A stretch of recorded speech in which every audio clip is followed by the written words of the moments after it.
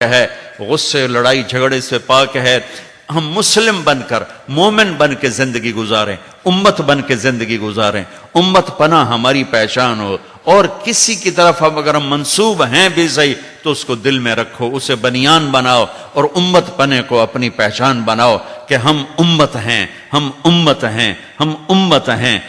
میرے نبی نے کہا ہوا سماکم، میرے رب کے قرآن نے کہا ہوا سماکم المسلمین، ہم مسلم ہیں۔ میرے قرآن نے کہا یا ایھا الذین آمنوا، ہم ایمان والے ہیں۔ کنتم خیر امت، ہم امت ہیں، ہم امت ہیں، ہم مسلم ہیں، ہم مومن ہیں۔ اللہ کے واسطے اپنی یہ پہچان بناؤ، محبت سے رہو، الفتوں سے رہو، تقسیم ہو کے نہ جاؤ، نفرتوں تک نہ جاؤ، ایک دوسرے کو محبت دو، سینہ کھلا رکھو، گلے لگانا سیکھو۔ میرے رب کی رحمت بڑی وسیع ہے، اس کی جنت بھی بہت بڑی ہے، سارے بھی بڑھ گئے تاں نہیں مکدی۔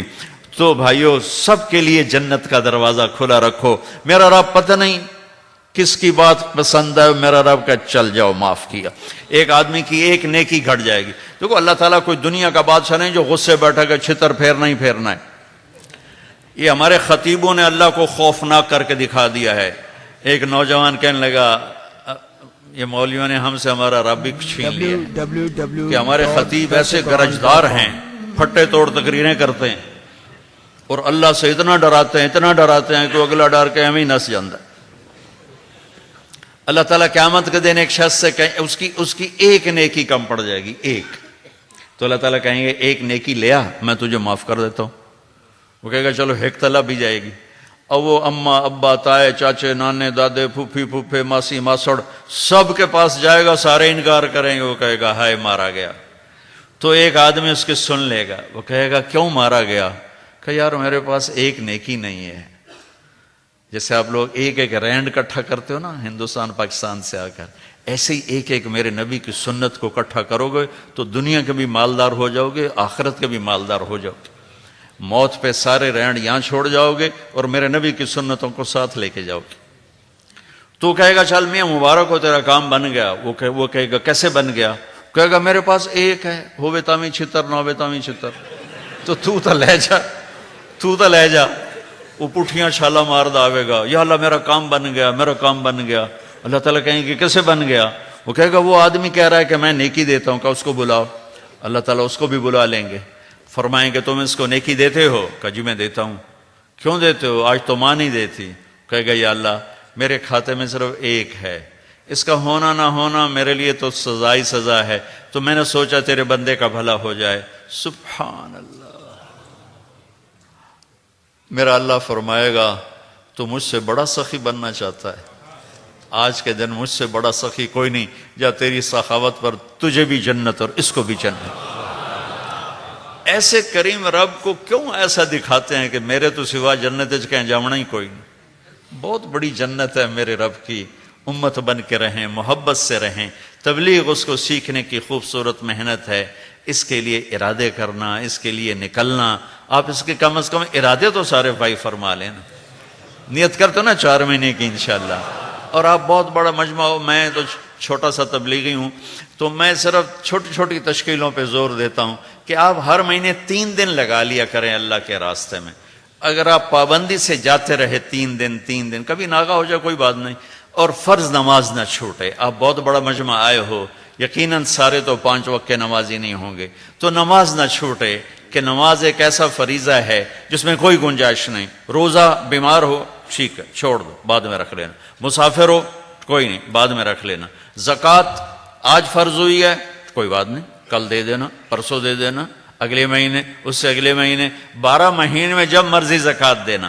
حج فرض ہو گیا جی، ہو گیا، چلو اس سال کر لو، اگلے سال کر لو، مرنے سے پہلے تک کر لو، ٹھیک ہے۔ نماز فرض ہو گئی ابھی پڑھنی ہوگی، نماز فرض ہو گئی ابھی پڑھنی ہوگی۔ ٹائم داخل ہو گیا، بس 1 گھنٹہ ہے، 2 گھنٹے ہیں، 3 گھنٹے ہیں، 4 گھنٹے، اس کے اندر اسے پڑھنا ہے، اسے قضا نہیں کر سکتے۔ 14 صدی میں اگر کہیں نماز قضا کرنے کا عذر بنتا ہے تو کربلا میں میرے نبی کے نواسے کا عذر بنتا ہے کہ نہ ایسا ظلم کوئی دنیا دیکھے گی، نہ ایسے ظالم کبھی آئیں گے، نہ ایسے مظلوم کبھی آئیں گے، نہ ایسا پاکیزہ خون کبھی بہے گا۔ یوں ہی سورج ڈھلا اور میرے نبی کے نواسے کی نظر پڑی تو آپ نے زہیر، آپ کے ایک سردار تھے جان نثار ساتھی، ان کو اشارہ کر کے بلا کے فرمایا شمر سے کہو نماز پڑھنے دے۔ ہاں، اللہ کی قسم اگر یہ نہ پڑھتے تو بھی جنت تھی، کہ جنگ سے پہلے آنکھ لگ گئی، آنکھ لگی تو آنکھ کھلی تو مسکرانے لگے، تو بہن نے پوچھا یہ کوئی مسکرانے کا وقت ہے؟ فرمایا اللہ کے نبی خواب میں آئے ہیں، فرما رہے ہیں بیٹا میں لینے کے لیے آ چکا ہوں۔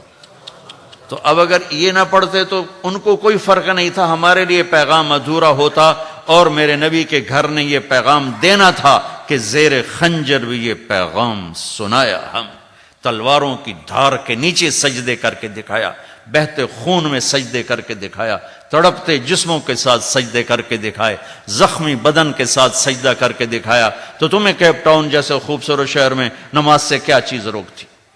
تو زہیر نے شمر سے کہا کہ تھوڑی دیر کے لیے جنگ روکو، نماز پڑھنی ہے۔ وہ کہنے لگا ہماری تلواریں نہیں رکیں گی۔ تو امام علی مقام نے فرمایا ہم نماز نہیں چھوڑیں گے، ادھر آ ستمگر ہنر آزمائیں، تو تیر آزما ہم جگر آزمائیں۔ کہ آدھے نماز پڑھو آدھے جنگ کرو، آدھوں نے جنگ کی آدھوں نے نماز پڑھی، پھر جنہوں نے نماز پڑھی تھی ان سے کہا تم جنگ کرو، جو جنگ کر رہے تھے انہوں نے ان سے کہا تم نماز پڑھو، سب کو نماز پڑھوائی، اور عصر سے پہلے سب کے سر کٹ کے نیزوں پہ چڑھ گئے تھے۔ تو میں ہاتھ جوڑتا ہوں، امت محمد بیٹھے ہو، نماز اس سے زیادہ کوئی سنگین واقعہ تاریخ اسلام میں کوئی نہیں، اور نماز چھوڑنے کی گنجائش موجود ہوتی تو حسین چھوڑتے، نہیں چھوڑی، سجدوں میں سر دیا، نسل کٹوائی، اور ہمیں پیغام دیا کہ جہاں بھی ہو نماز نہ چھوڑنا۔ تو میں اب سب ماشاءاللہ مجھے ہر جگہ بہت خوشی ہوئی ہے، میں تو 27 سال کے بعد آیا ہوں، تو اس وقت ووسٹر ایک کوئی جگہ ہے قریب، وہاں اجتماع تھا، تو اس کے لیے ہماری جماعت آئی تھی، تو کیپ ٹاؤن، پھر ہم ڈربن گئے، پھر جوہانسبرگ گئے، پھر اور چھوٹی چھوٹی جگہوں پر گئے کافی۔ تو اس وقت جو اجتماع ہوا تھا ووسٹر کا، پورے اس علاقے کا اجتماع، اور اتنے آدمی نہیں تھے، 500 سے زیادہ آدمی نہیں تھے، آج 5000 بیٹھے مجھے نظر آ رہے ہیں، یہ سب میرے رب کی کرم نوازی ہے۔ اور دوسری خوشی مجھے یہ ہو رہی کہ سب مجھے نوجوان نظر آ رہے ہیں، سب نوجوان نظر آ رہے ہیں، اور میں اللہ کا شکر گزار ہوں کہ یہ سب میرے محبوب کی امت آئی ہوئی ہے۔ تو میں آپ سب کے سامنے دیکھو یہ خیرات مانگتا ہوں، نماز نہ چھوڑنا، نماز نہ چھوڑنا، نماز نہ چھوڑنا۔ اور دوسرا سچائی کے ساتھی بننا، سچ بولو۔ میرے نبی نے فرمایا میرا امتی یتبع المؤمن علی الخصال کلھا الا الکذب والخیانہ۔ میرے نبی نے فرمایا میرا امتی ہر گناہ کر سکتا ہے، میرا امتی ہر گناہ کر سکتا ہے، دو کبھی نہیں کرے گا۔ غور نال سنا جی، میرا امتی ہر گناہ کر سکتا ہے، دو کبھی نہیں کرے گا۔ کیا یا رسول اللہ؟ فرمایا ایک جھوٹ کبھی نہیں بولے گا، ایک دھوکہ کبھی نہیں دے گا، ایک جھوٹ کبھی نہیں بولے گا، ایک دھوکہ کبھی نہیں دے گا۔ لیکن میرے نبی کی امت ہی سب سے زیادہ جھوٹ بولنے والے بن گئے۔ میں نیوزی لینڈ گیا تو مجھ سے وہاں کے دوست پوچھنے میں نے ان سے پوچھا کہ یہاں کوئی ہیرا پھیری اور جھوٹ ووٹ ہوتا ہے؟ کہا نہیں جی یہاں کوئی نہیں ہوتا، صرف جو انڈیا پاکستان بنگلہ دیش کے ہیں وہی کرتے ہیں، اور کوئی بھی نہیں کرتا، اور کوئی بھی نہیں کرتا۔ اب تم تینوں ملکوں کے بیٹھے ہو، انڈیا پاکستان بنگلہ دیش، تو میں تمہارے سامنے جھولی پھیلاتا ہوں، آج کے بعد جھوٹ نہیں بولنا، ٹھیک ہے؟ آج کے بعد دھوکہ نہیں دینا ہے۔ پیپر بنانے کے لیے ان کی لڑکیوں سے شادی نہ کرو، ایمانداری کے ساتھ شادی کرو، مجھے کوئی اعتراض نہیں، لیکن اس لیے شادی کرنا کہ پیپر بن جائیں، لعنت ہے اس دھوکے پر۔ میرے نبی کی امت بن کے ایسے عیسیٰ علیہ السلام کی امت کے ساتھ فراڈ نہ کرو۔ انڈیا پر جب انگریز کی حکومت تھی تو دلی میں ایک جیب کترا تھا، پک پاکٹ والا، اس کا چیلا، اس کا ایک شاگرد رات شام کو 2 روپے لے کر آیا، تو اس نے اس کی پٹائی کی کہ آج صرف 2 روپے لائے ہو۔ انہوں نے کہا استاد آج بہت بڑا مال کمایا تھا، ایک انگریز کی جیب کاٹی تھی، اس میں بہت پیسے تھے، 4 قدم چلا تو مجھے خیال آیا اگر قیامت کے دن عیسیٰ علیہ السلام نے میرے نبی کو گلہ دے دیا کہ آپ کے امتی نے میرے امتی کی جیب کاٹی تھی تو میرے نبی کو شرمندہ ہونا پڑے گا، تو میں نے جا کر اس کو وہ واپس کر دی اور 2 روپے اپنے دے کھسکا کے لے آیا۔ تو اس نے اس کو 10 روپے نکال کے انعام دیا کہ یہ تیرا آج کا انعام ہے۔ تو دیکھو میرے عزیزو، اتنے نیچے نہ گرنا کہ کل کو اپنے نبی کو گلا سننا پڑے ہماری وجہ سے. سچائی کے ساتھ رہو، دیانتداری کے ساتھ رہو، کام کرنا ہے دیانتداری سے کرو، یہاں کا ٹیکس پورا ادا کرو. یہاں کی حکومت تمہارے لیے کتنی سہولتیں دے رہی ہے، کتنی سہولتیں دے رہی ہے، تو کتنے تمہارے لیے وہ کام کر رہے ہیں. تمہارے سڑکیں کتنی اچھی ہیں، ہاسپٹل کتنے اچھے ہیں، تعلیم ہے. تو اللہ کے واسطے ہیرا پھیری کر کے ٹیکس بچانا. مسلمان جھوٹ نہیں بولتا، سب کو دینا پڑ جائے. جس قوم کے پاس کربلا کا واقعہ ہو وہ جھوٹ بولے گی، وہ دھوکہ دے گی، وہ ہیرا پھیری کرے گی. آپ کو عجیب سناؤں، بروں میں سے اچھے، اچھوں میں سے برے پیدا ہوتے رہتے ہیں. یزید کا بیٹا معاویہ بن یزید رحمت اللہ علیہ، اس کے باپ نے فرعون بن کے حکومت کی اور 3 بر اعظم پہ جھنڈا لہرا رہا تھا. وہ مر گیا 42 سال کی عمر میں. اس کا بیٹا بنا امیر المومنین 22 سال کی عمر، بھرپور جوانی، اور حکومت کتنی؟ 3 بر اعظم، افریقہ، ایشیا، یورپ. کیپ ٹاؤن کی دکان نہیں، 3 بر اعظم تے جھنڈا لہرا رہا ہے. 40 دن حکومت کی. مولانا صاحب عجیب واقعہ سنا رہا ہوں.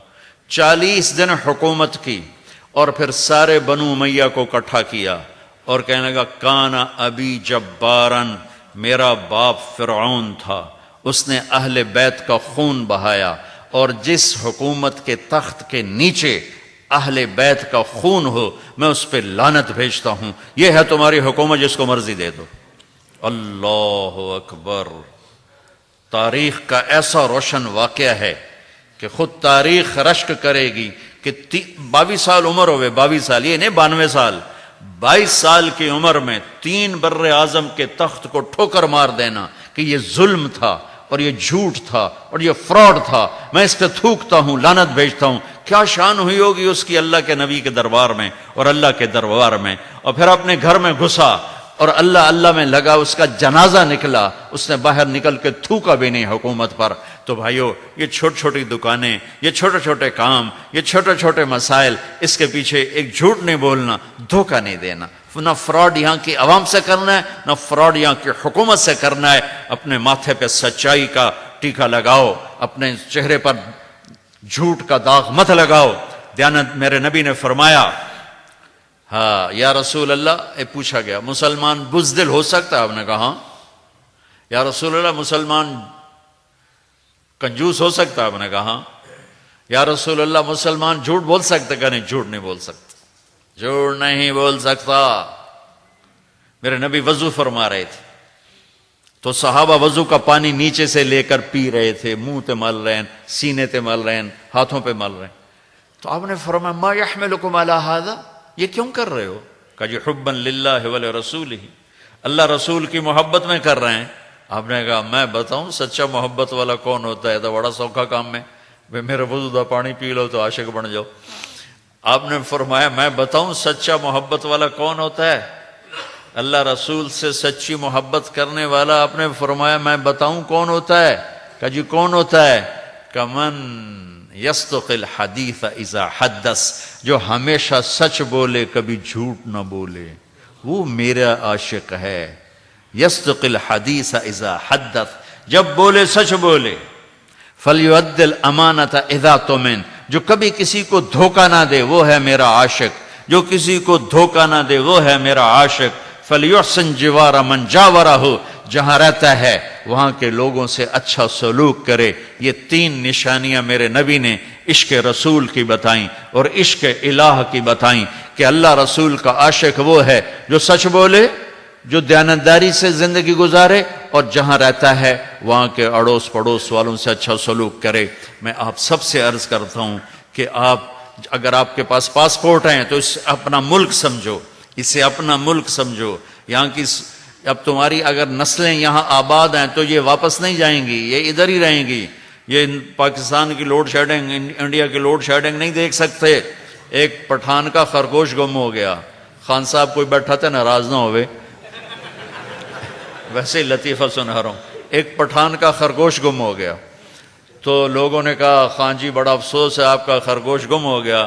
کہ کوئی فکر کا بات نہیں ہے، اس کو ہم بھی روزانہ نسوار کھلاتا تھا، جب اس کا نشہ ٹوٹے گا ہمارے پاس ہی آئے گا. تو تمہیں ساؤتھ افریقہ کی نسوار لگی ہے، تمہاری نسلیں واپس نہیں جائیں گی، لہذا اس ملک کے ساتھ سنسیئر ہو کے رہو، اس کو اپنا دیش سمجھو، ہر ملک ماست ملک خدا ماست، مسلمان کے لیے ساری دھرتی اس کا ملک ہے، ساری دھرتی اس کا وطن ہے، جہاں رہتا ہے وہ اس کا وطن ہوتا ہے۔ تو یہاں کے لوگوں کے ساتھ زکوٰۃ تو مسلمان کو دی جاتی ہے، صدقات تو غیر مسلم کو بھی دیے جا سکتے ہیں، یہاں کے کالے لوگ کتنے غریب ہیں، ان پہ خرچ کرو، ان کو کمائیاں میں سے حصہ دو، تو یہ کل کو تم سے محبت کرنے والے بنیں گے، اسلام کے بھی قریب ہوں گے اور یہ مدد کے حقدار ہیں۔ حضرت عبداللہ بن عمر کے گھر میں مہینے میں صرف ایک دن گوشت پکتا تھا، اور آپ کا ایک یہودی پڑوسی تھا، جب مہینے کے بعد گوشت پکتا اور آپ کے سامنے رکھا جاتا تو آپ پوچھتے ہمارے پڑوسی کو بھیجا کون؟ یہودی، مسلمان نہیں، یہودی۔ کہا بھئی ہمارے پڑوسی کو بھیجا؟ کہا جی نہیں۔ کہا پہلے ادھر بھیجو پھر مجھے کھلاؤ، پہلے وہاں بھجواتے پھر خود کھاتے تھے۔ تو بھائیو ایسے اپنے اخلاق بنا لو کہ اسلام تمہاری زندگی کے انگ انگ سے پھوٹنے لگے، تمہیں بولنا نہ پڑے، تمہاری زندگی اسلام بن جائے اور لوگ کھنچے چلے آئیں۔ یہ تبلیغ کا کام ہے، اس کے لیے سارے بھائی نیت کرتے ہو، ارادے کرتے ہو؟ ہاں، ایک آخری گزارش یہ ہے کہ اگر کسی سے لڑے ہو نا تو دنیا لڑنے کی جگہ نہیں، صلح کر لینا۔ آپس میں جہاں بندے اکٹھے رہتے ہیں وہاں کھٹ پٹ ہو جاتی ہے، تو اللہ کے واسطے صلح کر لینا۔ اگر اپنے فیملی کے ساتھ رہتے ہو تو اپنے بچے، اپنی بیوی، ان کو ٹائم دینا۔ جتنے لوگ پاکستان انڈیا سے جاتے ہیں باہر، وہ اپنے کام میں ایسے پاگل ہو جاتے ہیں، نہ بچوں کو ٹائم دیتے ہیں نہ بیویوں کو ٹائم دیتے ہیں، بچے جنگل کے بوٹے کی طرح پروان چڑھتے ہیں اور ضائع ہو جاتے ہیں۔ اور جو لوگ اپنے بچوں کو ٹائم دیتے ہیں اور ان کے پاس وقت گزارتے ہیں تو ان کے بچے اللہ کے فضل سے اچھے مسلمان بنتے ہیں، وہ کہیں بھی رہتے ہیں۔ تم مدینے میں رہ کر دکان کے اندر پاگل ہو جاؤ اور بچوں کو ٹائم نہ دو تو بچے بگڑ جائیں گے۔ تم کیپ ٹاؤن میں رہ کر اپنی دکان، اپنے کاروبار کے ساتھ اپنے بچوں کو، بیوی کو ٹائم دو اور محبت دو، سلوک دو، تو وہ تمہارے ہوں گے، اللہ کے ہوں گے، اللہ کے رسول کے ہوں گے۔ دنیا میں اللہ کے نبی سے بڑھ کر کوئی مصروف نہیں آئے گا جن کے سر پر 6 بر اعظم کے انسان اور قیامت تک کے آنے والے انسانوں کا بوجھ ہو۔ ان کا کتنا بڑا کام ہوگا، ان کی کتنی بڑی ذمہ داری ہوگی۔ اتنی بڑی ذمہ داری کے باوجود آپ نے 9 بیویوں کے ساتھ زندگی گزار کے دکھائی، ان کو محبت دے کے دکھایا، ان سے پیار کر کے دکھایا، ان سے حسن سلوک کر کے دکھایا۔ عرب کے ماحول میں سونے کا عجیب، عرب کے ماحول میں بیوی سے پیار کا اظہار کرنا عیب تھا اور معشوق سے پیار کا اظہار کرنا فخر تھا۔ یہ عرب کا ماحول تھا۔ وَهَلْ تَبْكِينَ لَيْلَا إِذَا مِتُّ قَبْلَهَا وَقَامَ عَلَى قَبْرِ النِّسَاءُ النَّوَائِحُ كَمَالُ أَصَابَ الْمَوْتُ لَيْلَا بَكَيْتُهَا وَجَادَ لَهَا دَمْعٌ مِنَ الْعَيْنِ صَافِحُ وَأَغْبَتُ مِنْ لَيْلَا بِمَا لَا أَنَالُهُ بَلَا كُلُّ مَا قَرَّتْ بِهِ الْعَيْنُ طَائِحُ۔ یہ میں نے آپ کو مثال دی ہے کہ مجنو لیلا لیلا کہتا جا رہا ہے، ہر شعر میں لیلا، ہر شعر میں لیلا، ٹھک کے آخر ہے، کوئی اس کو پرواہ نہیں کہ بعد میں آنے والی دنیا یا موجودہ دنیا مجھے کیا کہے گی۔ الہی تبت من کل المعاصی ولکن حب لیلا لا اتوب۔ یا اللہ ہر گناہ سے میری توبہ، پر لیلا کا عشق میں نہیں چھوڑ سکتا۔ یہ عرب کا ماحول تھا کہ اس میں معشوق سے محبت بتانا ایک فخر، اور بیوی سے محبت ساتھ ہی رن مرید بن گیا، زن مرید جیسے ہمارے ملک میں ہوتا ہے۔ تو یہ ماحول تھا میرے نبی کے دور میں۔ اس ماحول میں ایک شخص پوچھتا ہے یا رسول اللہ من احب الناس الیک، آپ کو سب سے زیادہ کس سے پیار ہے؟ سبحان اللہ، میں نے جو ماحول بتایا وہ سمجھ میں آیا؟ اس ماحول میں میرے نبی نے اس کے کان میں نہیں کہا، اس کو قریب بلا کے نہیں کہا، آپ نے زور سے کہا بھری مسجد میں مجھے عائشہ سے سب سے زیادہ پیار ہے۔ وہ تو ہل گیا، انہوں نے کہا ابھی آئے کی بڑی، انہوں نے کہا یا رسول اللہ میرا مطلب ہے مردوں میں آپ کو سب سے زیادہ کس سے پیار ہے؟ تو اب آپ نے کہنا تھا ابو بکر سے، تو آپ نے ابو بکر نہیں کہا، آپ نے اس کا رنگ پڑھ لیا، اس کا مزاج پڑھ لیا، آپ نے فرمایا عائشہ کے ابا سے، عائشہ کے ابا سے، ابوہا۔ اگر اپنی فیملیز کے ساتھ ہو تو اپنی فیملی کو ٹائم دو، دن رات کمائی کمائی کمائی کس لیے کر رہے ہو؟ اعتدال سے چلو، بچوں کو ٹائم دو۔ میرے نبی 7 بر اعظم کی قیامت تک کی آنے والی نسلوں کی ذمہ داری، اور آپ اپنے بچوں کے لیے ٹائم نکال۔ ریحانتیہ، میری بہار ہیں حسن اور حسین، میری آنکھوں کی ٹھنڈک ہے حسن اور حسین، میرے جنت کے 2 پھول ہیں حسن اور حسین، جنت کے نوجوانوں کے سردار ہیں حسن اور حسین۔ آپ ان کے لیے ٹائم نکالتے اور گھر آتے اپنی بیٹی کے، اور سبحان اللہ، اور گھٹنے بھی زمین پر ٹیک کے ایک اپنی کمر سیدھی کر لیتے، پھر کہتے بچوں آؤ آؤ بھائی اپنے اونٹ پہ سوار ہو جاؤ۔ حسن حسین کو اونٹ پہ سوار کراتے اور کمرے میں چکر لگاتے، پھر یوں پوچھتے کیف مطیتکما، تمہارا اونٹ کیسا ہے؟ اگر اتنا بڑا نبی بچوں کے لیے وقت نکال سکتا ہے تو انکڑی موت پہ گئی۔ اور پھر دونوں بھائیوں کو اتار دیتے اور حضرت زینب کو بٹھاتے، پھر ان کو لے کے چکر لگاتے، پورے کمرے کا چکر لگاتے اور ان کے ساتھ کشتی کرواتے۔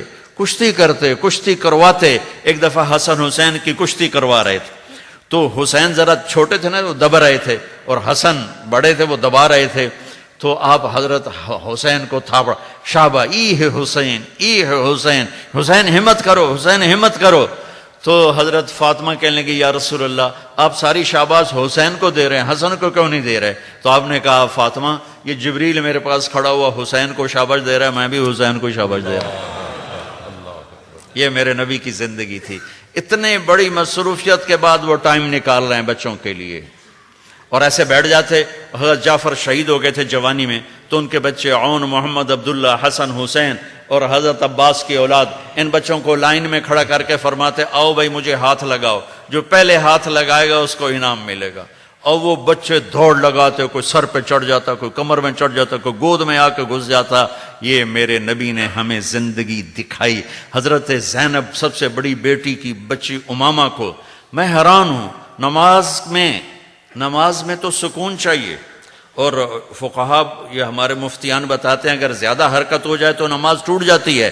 میرے نبی نے حضرت امامہ کو ظہر کی نماز یا عصر کی نماز تھی اٹھایا ہوا تھا اور نماز فرض پڑھا رہے تھے، کڑی لوڑ آئی کہ کیوں بچی کو اٹھا کے نماز پڑھا رہے ہیں۔ اچھا کہاں بٹھایا ہوا تھا؟ یہاں بٹھانا تو عام رواج ہے، یہاں بچوں کو بٹھا لیتے ہیں، ہم یہاں بٹھا لیتے ہیں۔ میں قربان جاؤں، میرے نبی نے حضرت زینب کو یہاں نہیں بٹھایا تھا، یہاں نہیں بٹھایا، کندھے پہ بٹھایا ہوا تھا یہاں، اور آپ نماز پڑھا رہے تھے۔ جب آپ رکوع میں گئے تو اس کو پکڑ کے نیچے اتار کے بٹھایا، رکوع کیا، 2 سجدے کیے، جب اٹھنے لگے تو پھر اٹھا کے اپنے کندھے پہ بٹھا کے پھر نماز شروع کرتا۔ کہ بچوں کو ٹائم دو، اس لیے یہ میں آپ کو گھر کی زندگی بتا رہا ہوں۔ آپ سجدے میں گئے اور سجدہ لمبا کر دیا تو صحابہ سمجھے آپ فوت ہو گئے، نماز میں فوت ہو گئے۔ تو پہلی صف والوں نے تھوڑا سا دیکھا تو کیا دیکھا؟ دونوں بھائی حسن حسین آپ کی کمر پہ چڑھے بیٹھے تھے دونوں، اور ہم نے سجدہ لمبا کر دی۔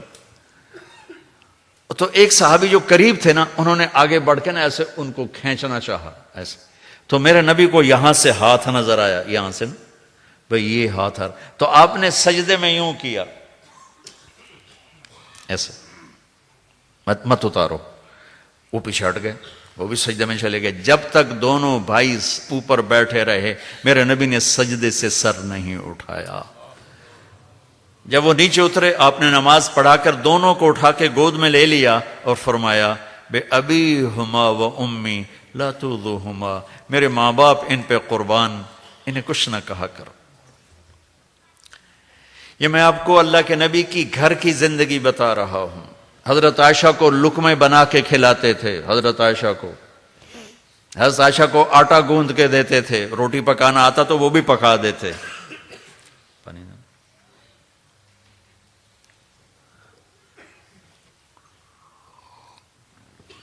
ایک نوجوان میرے پاس آیا، کہنے لگا میرا بیوی سے بڑا جھگڑا رہتا ہے، مجھے کوئی تعویذ دو۔ میں نے کہا بیویوں پہ تعویذ چلتے ہی نہیں، خامدوں کے۔ کہنے لگا پھر کیا کروں؟ میں نے کہا جب بیٹھو 2-3 لقمے اپنے ہاتھ سے کھلا دیا کرو۔ کہا اس سے کیا ہوگا؟ میں نے کہا یہ سنت ہے، تم دیکھنا اس سے بہت کچھ ہوگا۔ تو کچھ دن گزرے مجھے اس کا فون آ گیا ویسے ہی حال احوال پوچھنے. میں نے پوچھا وہ میری بات پہ عمل کیا تھا؟ کہنے لگا نہیں. میں نے کہا کیوں؟ کہنے لگا شرم آتی. تو میں نے کہا لڑتے ہوئے شرم نہیں آتی؟ عورت بھی کوئی ذات ہے جس سے لڑا جائے؟ کمزور.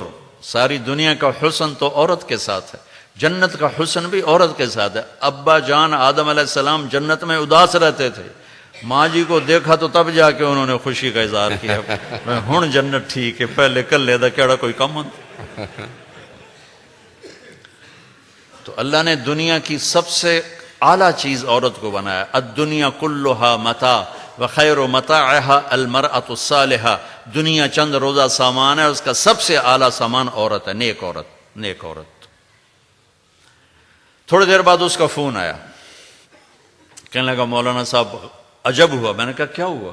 کہ میں نے اس کے منہ میں جو نوالا رکھا تو اس کا منہ اتنے کھلا ہی رہ گیا، یہیں کر کے بہ گئی. اور مجھے حیران ہو کے دیکھنے لگی، کہنے لگی یہ تمہیں پٹی کس نے پڑھائی ہے؟ تو خود تو کر نہیں سکتا، تمہیں یہ کس نے سبق سکھایا؟ کہ مجھے مولوی طارق جمیل نے سکھایا. کہ اس نے ایسے اپنی جھولی اٹھا. اللہ مولوی طارق جمیل کا اس کے بچوں کا بھلا کرے جس نے تمہیں انسان بنایا. تو میرے نبی کی خوبصورت زندگی ہے، میں ہر بیان میں بتاتا ہوں. ہمارے علماء نے صرف عبادت تک دین کو رکھ کے نا سارا معاشرت کا دین دفن کر دیا، ختم کر کے رکھ دیا. 5 وقت کی نماز ہے، بعد میں کیا کرنا ہے؟ روزے 1 سال کے بعد آئیں گے، زکوٰۃ 1 منٹ کا کام ہے، حج 5 دن کا کام ہے. باقی زندگی کیا ہے؟ عبادات تو اتنی ساری ہیں اور معاشرت اتنی ساری ہے. تو میں علماء سے بھی ہاتھ جوڑ کے کہتا ہوں کہ آگے بڑھو، لوگوں کو معاشرت بتاؤ، نبی کی زندگی بتاؤ. زندگیاں برباد ہوئی پڑی ہیں، طلاقیں بڑھ رہی ہیں، نفرتیں بڑھ رہی ہیں، جھگڑے ہو رہے ہیں، نمازی بے نمازی سب کا برا حال ہے. اس لیے کہ ممبر سے کوئی بات اٹھے، کوئی بتائی جائے. آپس میں اپنے نبی کی زندگی پڑھو، نبی کی سیرت پڑھو، تاکہ آپ کو پتہ چلے کہ ہمارے نبی نے زندگی کیسے گزاری. تو سارے میرے عزیز دوست اس کا ارادہ کرو، انشاءاللہ ہماری یہ زندگی بھی بنے گی، وہ زندگی بھی بنے گی. سمرائز کریں.